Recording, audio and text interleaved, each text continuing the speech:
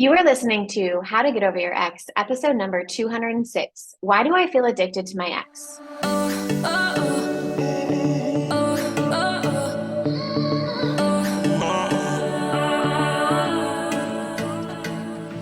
Welcome to How to Get Over Your Ex, a podcast on getting over your ex without it just taking time. I'm your host, breakup coach Dorothy. Let's turn your pain into power and your heartbreak into happy. Hello, beautiful Bravehearts. How is everyone doing? Y'all, I'm so excited for today. I have had this question come up all the time from listeners on the podcast to people on Instagram to just people on the street that I'm talking to about why do you feel addicted to your ex? And I want to talk about this question. I was actually going to record this podcast episode so long ago. But then as I started the episode, I had some really specific questions that I turned to my friend and colleague, Karilyn Ivers, who helps people with partners who struggle with addiction. And I was like, you know what? I feel like we need to just bring her on the podcast again. She's been here before. So if you've listened to her other episode before, you might know, and she might sound familiar. You also might be someone who listens to her podcast. So that's cool as well. I thought she would be the perfect person, an expert in this field, this industry, to come over and help me talk to all of you about why you might feel addicted to your ex. What do we do about it? And what is addiction? So we're going to talk about all those things today. And then what's really cool is that next week you're going to get an episode that is a Braveheart who had an ex who struggled with addiction, who worked with Karilyn, and then also then came to me and worked with me in the Get Over Your Ex program. And we're going to be talking about how to get over an ex who actually struggled with addiction. Two kind of separate topics, however, also related and blended. And I'm just like so excited. I feel like it was the perfect combination, and it makes sense why this didn't get recorded before and why it's getting recorded now. So I am so excited. And Karilyn is such a dear friend of mine. You guys, you're going to love her. So Karilyn, why don't you go ahead and reintroduce yourself? You've been on the podcast before, but just for those who might not have, listened to your other episode on here, please, can you do a little intro of you? Yes. Hello. I am Karilyn Ivers Tracy, and I was Karilyn Ivers last time I was here. But as you may know, I have been through the Get Over Your Ex program, and I consider myself a success story. Although there are many different forms of success, and I was success as I was in it, I was a success story just because I got over my ex at the time. But yes. The coaching I got in that program I have taken that with me through all of the next steps and next phases of my life. And now I can truly say, as far as relationship and personal goes, I have everything I always wanted in relationships that I felt like I would never be able to have when I went into the Get Over Your Ex program. So shout out. That's so cool. That's so cool. I wasn't even thinking about that before we started recording. And I'm like, oh my God, yeah, you not only were you in the program, but also how cool is it that you are living? I wish we could take a screenshot of that and rewind and go back to, and I could be like, Karilyn, but look, you're going to be here and you're going to have everything. I wouldn't have believed you. So cool. Yeah. So now I'm married to a wonderful man, and we have a 6-month-old son together who is just the light of our lives, and also quite the challenge. Life is always 50-50. I know you talk about that, but even though I have everything I want as far as that goes, it's still 50-50, and there's still so much challenge, and I wouldn't have it any other way. But anyway, so little shout out, success story there. I love it. I was, prior to the ex that I came into your program to get over, I was with someone who struggled with addiction, meth, heroin, and sex addiction. And compulsive sexual behavior that was tied into the drug use. And that was quite a time. And so that was the whole experience that it was such a struggle. And then I finally got a coach and started working on myself through that process, stayed in that relationship, kept really working on myself. I started coach certification while I was in that relationship.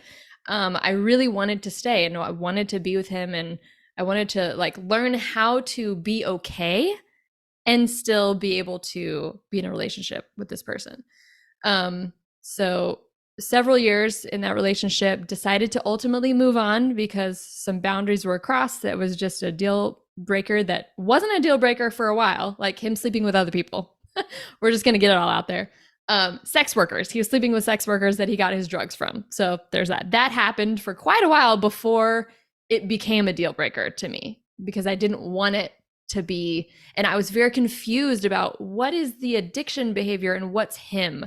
Like, should I be okay with this? Should I forgive all this? Should I work through this? Or should I just move on? And so I let myself be very confused about that. So that's where I'm really happy to be talking about that here, because you don't need to be confused about that. It's not a separate thing that has to be like distilled out of that person. It's like all one thing and you just get to make decisions about it. But yeah, finally kept going from that. And now I help people who are in a relationship with someone struggling with addiction and either want to stay and feel content and okay and secure in themselves, or want to find a way to move on, but can't yet, can't move on. Basically just trying to sort themselves out through deciding what they want to do. And so I have clients who do both. I have clients who are married, have kids together, they stay. I have clients who are married, have kids together, and decide to leave, and all the ranges in between. So, yeah, I love just being able to help empower people to make their own decisions, regardless of what someone else is doing. So, I love you so much. I'm so glad you're here in the world doing this work. It's so needed. Like, you're such a beautiful person inside out and backwards. I am obsessed. I actually remember like the first interaction we used to have from life coach certification, we used to have this Slack channel. And that's where I first like saw you, and you had done like a webinar or something, or you were creating your first webinar or something. And it was like, do I stay or do I leave? And I was in a relationship at the time, and he wasn't someone who struggled with addiction. But I remember going to that and like watching your webinar. It was so good. And even though I knew like a lot of the concepts, I was like, the way you presented it was so helpful and insightful. And that it's just so crazy. Like that's where I first saw you, and now you're here and it's just so robust. I don't know. It's like, I'm so proud of you, and I'm so glad that you're doing what you're doing. It's so needed. Thanks. So thank you. Yeah. Okay, so let's talk about, why do people feel addicted to their ex? Because I don't know about anyone listening, but I have definitely felt that way in my past, of just, it's like this compulsive behavior that I would have of checking the social media, feeling like I need them. It almost feels like you're going through withdrawals when you go through the breakup process. It's so painful. It's so terrible. So I want to talk about that. And I think one of the first questions that I want to tackle first, though, with you, Karilyn, is a really good and robust understanding around like, what is addiction? Because we're saying we feel addicted to our ex, but like, what is addiction actually? Right. So can you tell us more about that? Yeah, we have a lot of thoughts about what it is. And I have kind of gone through my own evolution of what I understand it to be, and just how long I've been doing research on this, because that's the first thing I wanted to know is like, what is this? Because I need to know what this is so I know what decisions I want to make about it. That's why it's so important to look at your thoughts about what addiction is, because you need to be able to make decisions about your relationship. So, my first understanding of it was that addiction is a disease. This was the disease model of addiction, is what it's called. And the main reason that exists is because scientists would do scans, brain scans, on people who had substance use and other addictions. And they would see that, oh, your brain actually changes when you are addicted to a substance. And that's the only thing. They were looking at it in this little vacuum of addiction, substances, what does it do to your brain? And they were correct in seeing that when you're using a substance or when you're addicted to something or anything, even a behavior, your brain actually changes. And they saw this and they were like, oh my God, this must mean that it's a disease because cancer changes your body, right? Alcoholism changes your liver. Like when something changes your body, that must mean it's wrong. Something's gone wrong. That's where this all came from. And it makes the most sense to people who really feel out of control and they need an explanation for what's happening to me. Oh, my brain's changing. Oh, it's like out of my control. And the whole AA, you're powerless over this disease. Like it's a huge, almost culture thing now that's the whole thought.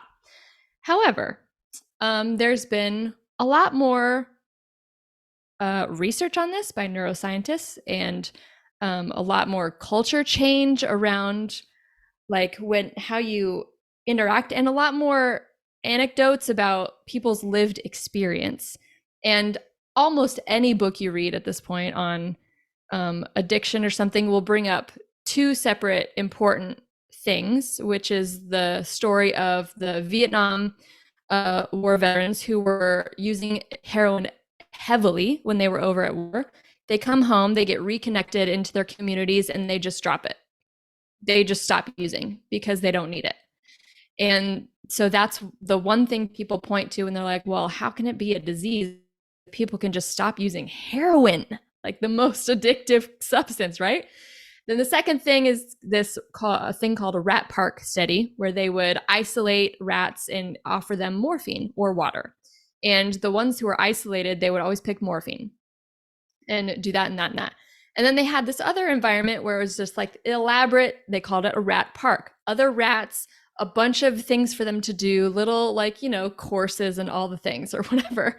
And when they were integrated back into that, they still had the choice. Do you want morphine or water? And they just stopped choosing morphine. They would go back to the water because of this connection.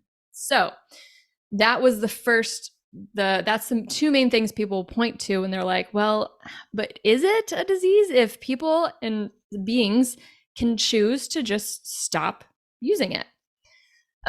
So that led me, when I heard that, I was like, okay, I need to do some more research on this. So I found Dr. Gabor Mate, which I'm pretty sure I talked about last episode. And this is the whole idea around addiction is born out of trauma and pain, and it's always something to handle pain. And that, I'm going to say I haven't changed my opinion on whether that's like true or not. I think last time I was here, I was saying, it's a coping mechanism, addiction is. And like almost always, there's going to be trauma, there's going to be pain. It's a coping mechanism that people use, which is like a normal thing, right? We all do these things. But there's actually an even more simple answer to what is addiction. And I found it I found a couple books I highly recommend. The first one that really showed me this was called The Freedom Model for Addictions. Go read that book. This book was saying addiction is not a disease, like at all. It is not. It's not a disease. And it doesn't always come from trauma, because there's some people that like, go to college and start partying and they just like love it. And so they just use it because it's fun, right? Or people who didn't have a bad childhood, but still overdrink or still overeat or still can't let go of a person in their life, right? So what is the deal with that? So then there's this book, The Freedom Model, that really lays it all out and answers like every question you could have.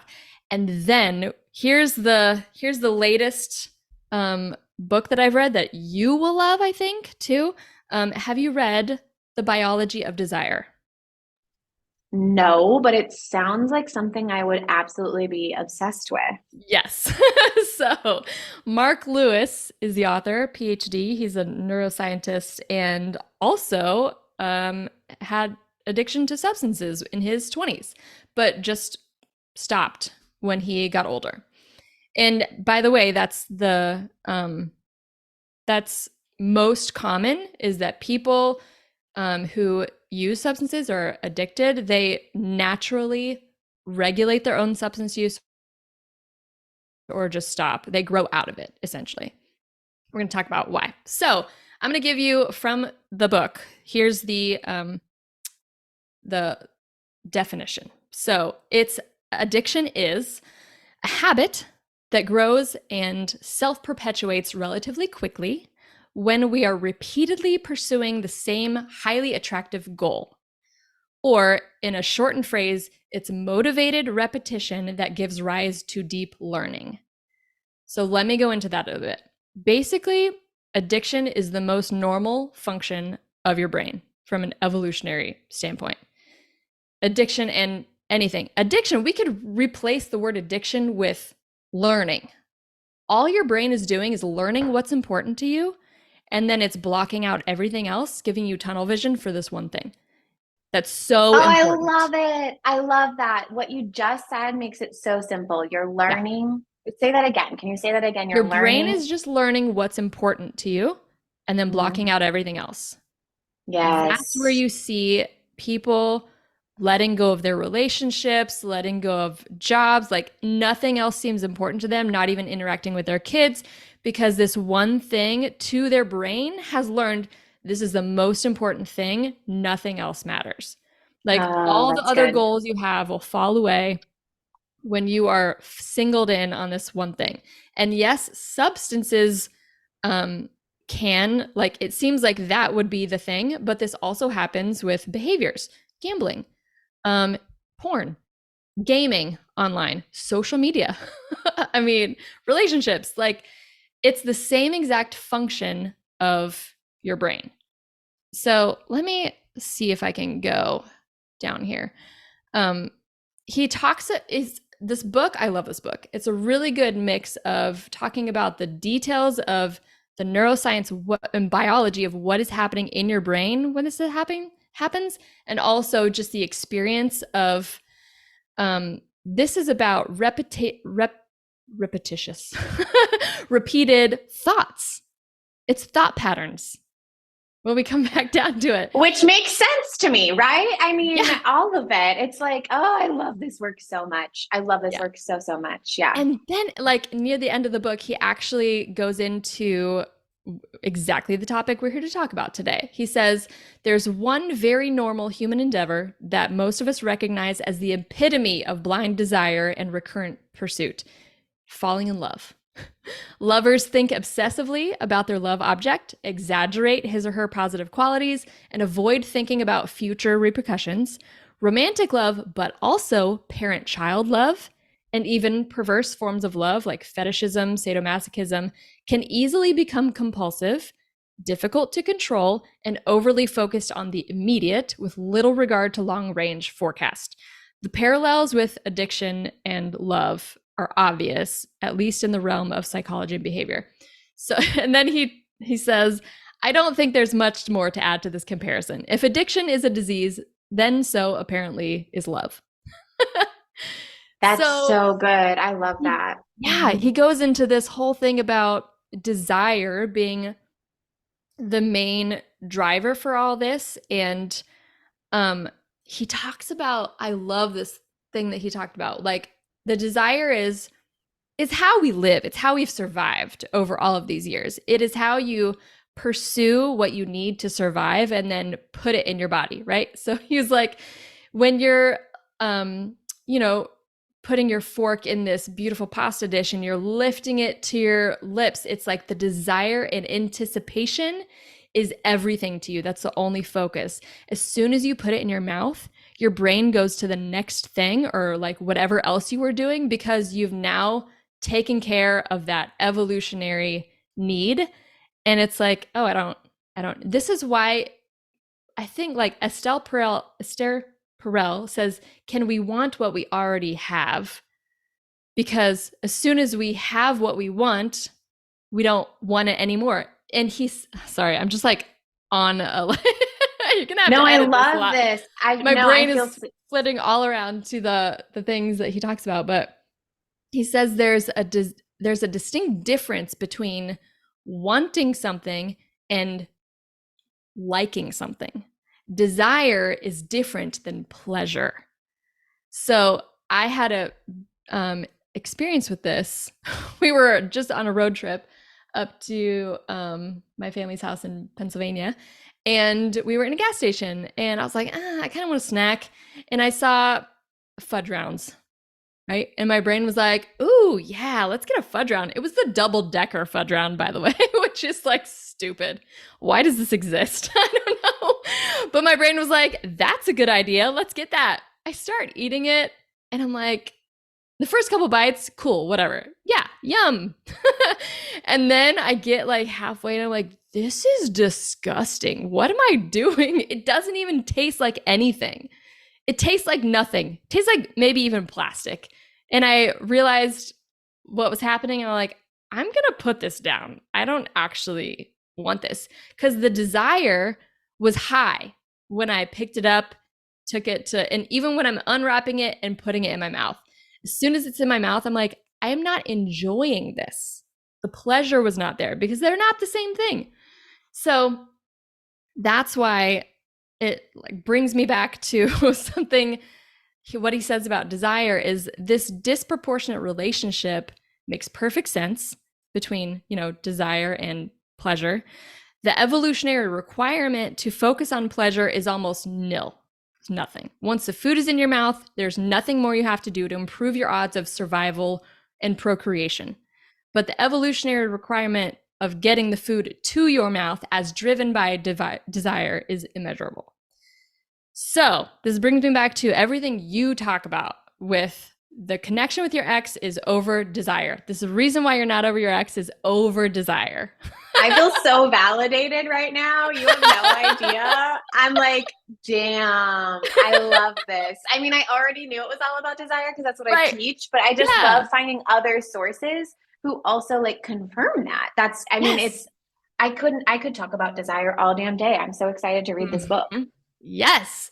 And so that's why it makes perfect sense why we find ourselves compulsively looking at the social media, trying to get them to talk to us, meeting up with them, trying it again and again, and trying the relationship again, because the desire is driving you to do that. It's like your brain is like evolutionarily, I need to like be with this mate. This thing is what I know. It's shown me that this is important because it makes me feel not alone. It makes me feel safe because I'm in like this couple or this group, or even like, you love their family. You want to be a part of the family, the group. It's really important to your brain to do that. And so it's the same with drugs and behaviors. This thing is important to my brain for some reason, whatever the reason is. And it's like lighting up your dopamine pleasure cycle center, whatever. And so your brain is like, okay, this is important. We need to keep pursuing this repeatedly. But when you have the conversation with them, or you do try it again, or whatever, or you use the drug and like, shortly thereafter, the pleasure is gone. Or you realize nothing's changed with this ex, or you find something you didn't want to see. And it's like, why do I then go back after that has happened? It's because your brain has learned this thing. And it's the same thing that happens. So I want to go back to the scans, the brain scans, where they see that your brain changes. This happens with literally everything. Our brains change with every new skill we learn. When you learn a new language, when you learn how to play the violin, when you meet a new person, there a whole group of synapses are created to solidify this thing. And yes, your brain changes. You would see similar scans with someone who, I don't know, learns another language or whatever thing, learns how to fly a plane. Like that's what our brain does. This is the most normal thing that our brains do. And they only looked at it in this vacuum and said, oh my God, that's a disease. Actually, it's a completely normal human brain. So that's so, all of the rest of the questions that I have are like so answered off of this one thing. Do you know what I mean? Great, short and sweet. Oh my God, I'm obsessed. But I know, me I'm too. I could talk about this forever. So, to when we think about, am I addicted to my ex? I mean, the answer is yes, but that's not the bad thing you think it is. It's yeah. completely normal. So I used to be afraid, oh my God, am I a love addict that I can't move on from this person who's like really bad for me or not even bad for you? Even if you had a wonderful partner and they ended it, right? They don't want the same thing as you, clearly. But in any way that the breakup happened, like, why can't I move on from this thing? It's like my brain has changed to make him the most important thing or that the most important thing. So it is the same process as someone who's addicted to meth, heroin, but it's not a bad thing. It's not the bad thing we think it is. So it's like, oh my God, Yeah. am I an addict? You're a Mm-hmm. normal human. Yes, your brain has changed to make this the most important thing. That means you repeatedly pursue it, even if it doesn't work out the way you want, or even if something like non pleasurable happens after you make the contact or meet up with them again or whatever, you know? Yeah, Yes. no, I totally agree with all of that. Everything you're saying, I totally agree with.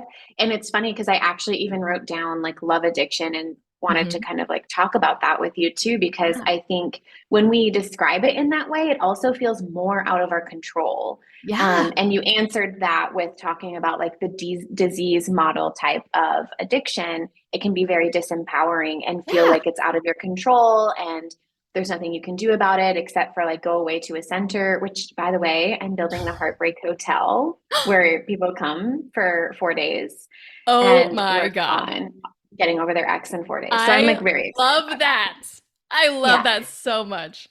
But the next question though was all about like, you know, what is addiction? Why does someone feel addicted to their ex? You described that. And then does that mean they actually are addicted? But it's like I mean, yes, yeah.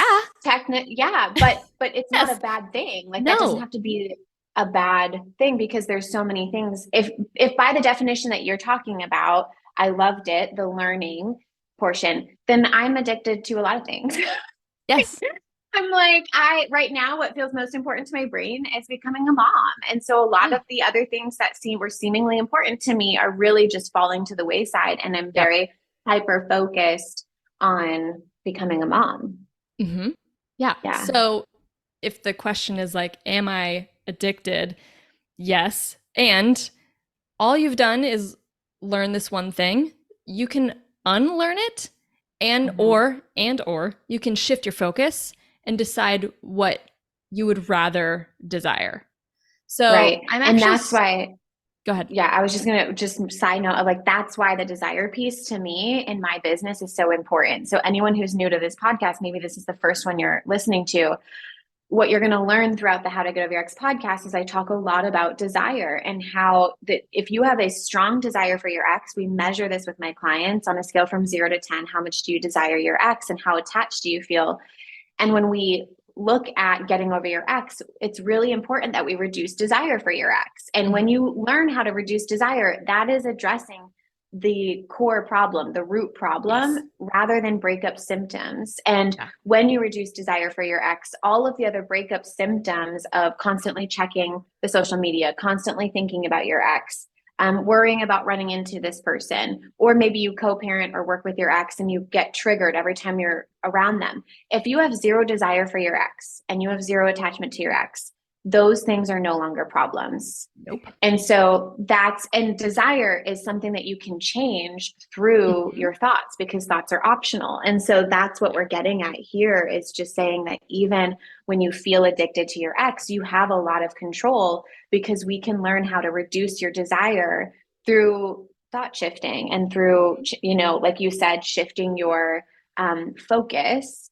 And we have very tangible ways of doing that. But I guess that kind of like also leads me to my next question of like, how do you solve for this? And what's your perspective on that? Like, I would just love to know what your like immediate thoughts are about it. My first answer there would be, what if there's nothing to solve? Mm-hmm. Yeah. Yes, there's things if you want to change something, you can change it, but so many of us have this thing like there's something wrong with me that I need to Mm. solve and fix so I don't repeat this pattern, so this doesn't happen again, so for whatever, so many reasons. But maybe the first thing that needs to happen is this is completely normal. This is a completely normal function of my brain. It is not a problem that I feel addicted to this person because my brain is literally wired to do this. So, of course, I feel this way. There's nothing broken. My brain is working optimally for my survival right now, right? In an Obsessed. Mhm. evolutionary standpoint. That would be the first thing for me is like acceptance of yourself and how incredibly normal you and your brain are.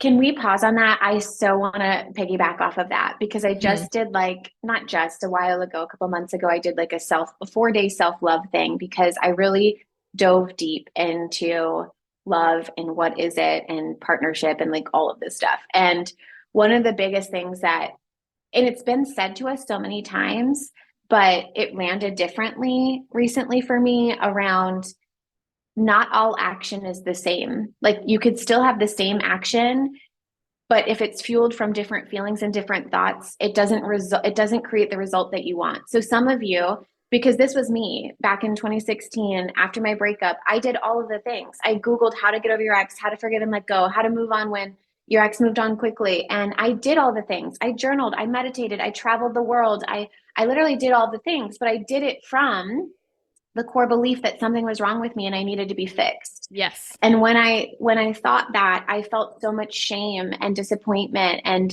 defeat. And then I was doing those actions from that place, which didn't create a result that I Yeah. wanted. Mm-hmm. And so I think what you said there is I don't want anyone listening to take that lightly.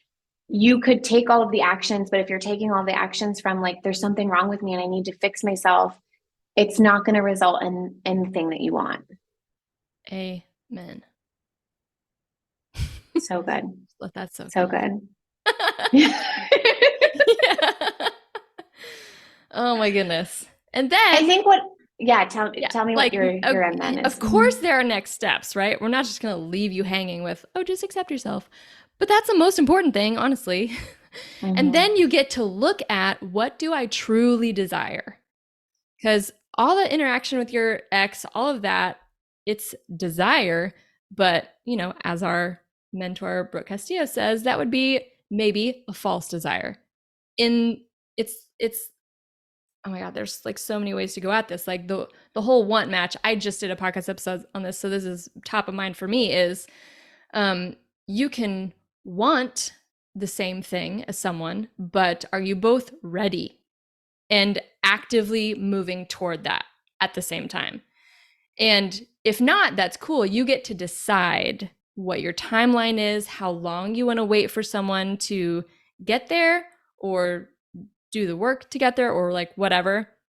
But as I was going through I had been married for 10 years. I got divorced, had this relationship with a person who struggled with addiction, then someone who is a compulsive liar. That's who I was in your program for, and like cheater. And then like several other rocky relationships. And I was like, I'm sick of this shit. I want to get married again. I want to have kids like now, like yesterday. Because I was, how old was I in your program? 34, maybe 33. Yeah. Because it Um, was, I think it was like, what was it, 2 years ago? okay, so that would have been, yeah, 33, 34. I'm thinking I'm 33, 34. I wanted to have this by 30. And so I had a short timeline. And of course, my brain is like, should you be that picky? Should you have this as a requirement when you're like dating or whatever? And then it got to the point where like, yes, I'm allowed to want this now. I'm allowed to find someone else who wants this now. It's not a bad thing. I'm in my mid 30s. I'm an adult. I've done so much work on myself.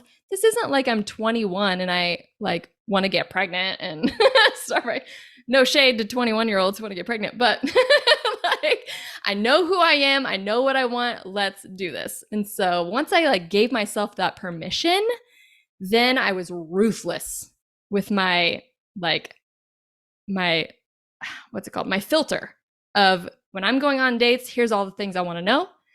And it's not a problem if you don't want the same things that I want on the timeline that I want them. You're just not the one for me. Bye-bye. So on this most recent podcast, I told a whole story about like the time the last person I dated who I really learned this with. And then I moved from Oregon to Tennessee. And with that mindset, and I was working with a dating coach, like I really had to be on my brain about this. I can't just let my brain run away with me. Like I had to be focused, and I was focused. I was like, this is what I want. By this time next year, I want to be married and pregnant. And it turns out I was so good at it that it was within 5 months that I got pregnant first. Well, I met the guy that like filled out all the requirements, like all the green flags, had the same timeline or very similar timeline. And I was like, okay, sweet, let's pursue this. And then, lo and behold, got pregnant, which was the shock of my life because I was married for 10 years, wanting to get pregnant that whole time, wasn't on birth control for most of that time, and I never got accidentally pregnant. I'm like, really? Really? That's wild. So I don't know, this is weird to say this, like get pregnant unexpectedly was like, I didn't even know I could get pregnant. So it's like the universe just like shining down. It was the whole, I don't know how to describe it, but it was beautiful. I'll just say that. So yeah, so that was the like, but that was the focus on the filter and being really discerning about I'm only, if you saw it from an outside perspective, it is the same drive in your brain as a drug addict. Like, this is the only thing I want. It's the only thing I'm doing and the only thing I'm going after, except with the added maturity, life experience, and like the way I was going about it. Like you just talked about, you can do the same actions, but it really matters where it's coming from that gets you the result you want or don't want. So I don't even know where I was going with this when it started, but yeah, no, it makes sense because we were talking about like, obviously the next step in my mind. So we're talking about self-compassion and being kind to yourself, accepting that this isn't a problem to be solved, but we can definitely make changes, right? So then the next deciding in my mind, is deciding what you want, and deciding what you truly actually desire is kind of what you're talking about, because we need to reduce desire for what you don't want, which is someone who doesn't want to be in a relationship with you, or someone who doesn't want the same wants as you on the same timeline. Mm-hmm. So then reducing desire for that specific person. I mean, there's multiple ways to reduce desire. Yeah. But one of the ways that you were just talking about is really focusing on what you like, an authentic desire. Yeah. Yeah. Shifting that focus to an authentic desire of what do you truly actually want, and making that really clear. Yes. Thank you for distilling that down so nicely. I was like, I'm rambling. It's a talent I have. I feel like I could go. Like when people are like, "Oh, do a talent show," I'm like, my talent is just distilling information. So I don't know how to do that. I'm great with that with my clients too, but we have such a blind spot with our own brains, right? It's hilarious. Right? So good. I love it. Okay, so I feel really good about that.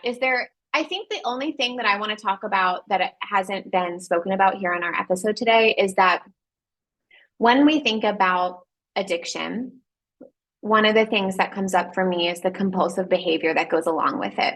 Mm-hmm. And what I want to say about that is the best way to clean up compulsive behavior in my mind, and you can give me your perspective, is to reduce the desire. It's like the same solution, because when you reduce the desire, the compulsive behavior is a symptom of the high desire. And so when you reduce desire, the symptom will naturally and organically release versus using willpower to like white knuckle your way through. What are your thoughts? 100%. And I want to say, like, for the people who would be in a relationship with someone struggling with this, the step here to like where I started, I was like, how do I decide what to do with this relationship if there's compulsive behavior over there? You have to see it as this is what that person wants right now. And then it's just as simple as, is that a want match for you? Do you want to be in a relationship with someone who wants that and prioritizes that? Yes, they can unlearn that, but do they even want to? And are they open to doing that? Like putting in the effort to like unlearning that, deciding what they want even more. Like so many people, of course, can just drop it and move on and do something else, but only if they want to. And what the freedom model talks about, the thing that I love from that book is someone is not going to stop their addiction unless they truly believe that their life would be better without it. So, as far as your clients are concerned, it's you really have to identify what you want and then work on creating that belief and building up that belief that your life can be better and will be better. It's inevitable that it will be better when you shift your focus and move on or do whatever, just because you decide, not because it has to be. Like, sure, you can go back with the ex, you can do whatever you want. But if you do want to get over that ex, whether you get back together in the future or not, you still have to believe that you can and will have the bigger, better life without it. So good. I love how the So good. parallels I know. show. Isn't it amazing? And it even like there's another parallel that's like totally kind of unrelated. So I'm going to take a sidebar here with you. But like when you were talking about that, sometimes people don't even realize or think or believe that their compulsive behavior is a problem. Like there's people who I might consider addicted to a substance, but they're like, it's not even a problem for me. I don't think that this is an addiction problem. And therefore, like it kind of reminds me of sometimes people aren't over their ex and they genuinely don't see it as a problem. Like I just did this series of interviews and there were people who were like 90%, they would consider themselves 90% over their ex. And they don't actually believe that that last 10% of like checking their ex's social media while in new relationships, they don't actually believe that's a problem. And so therefore it's not a problem for them. Like it's not right. actually. So like that's totally think fine. It is. Yeah. But then it's like what you're saying is like you get to take the control back and say, is it a problem for me? Right. Mm-hmm. And I love that. It's just a decision. Yeah, I'm obsessed. This is so cool. I love it. Amazing. Is there anything else that you wanted to say? I'm so glad. Thank you. Seriously, Karilyn. I'm just so glad that we got to like have the conversation about this. And I just like having someone who's like an expert in the area to also come in. So it's not just my own mind talking about this. I don't know if I consider myself an expert in this space, but I do read a lot of books and I have a lot of experience. So love it. I love it. It's just perspective. Yeah, different perspective, I'd say, that is helpful to have from other people. But it's just rewiring your brain, creating new neural pathways. And just deciding, here's what I want to focus on instead. But really not demonizing what you're already doing. That might be like the biggest key in all of this. Addiction, getting over your ex, is like the way we think about how our brain is operating now is so...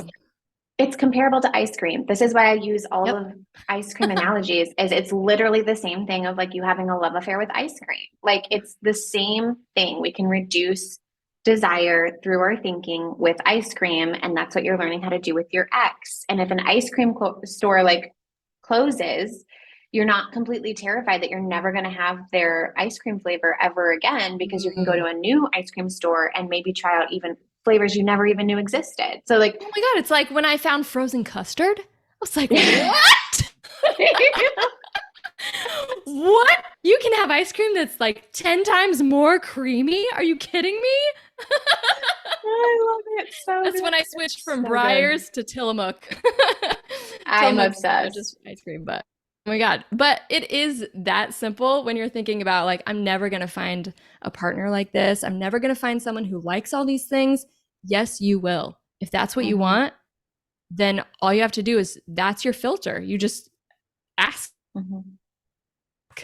You are Yeah. going to meet that person who wants the core things, like not Mhm. every single thing on your list, right? But the most important things to you, it's so, so available Yeah. everywhere. I don't care where you are.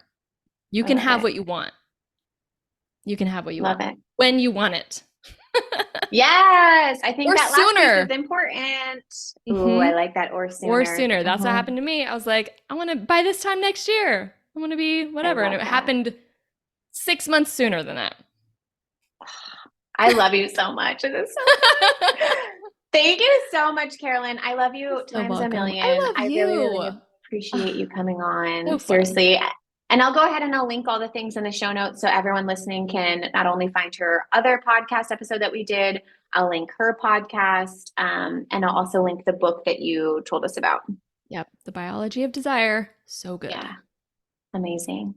Awesome. I love you. Thank you so much. You're welcome. If you're loving the How to Get Over Your Ex podcast and you want to learn how to get over your ex in 3 months or less to build a life better than the one you thought you had with your ex, I would like to personally invite you to my next group course where we take everything you've learned here on the podcast and apply it to your life. Come check it out at www.lifecoachdorothy.com.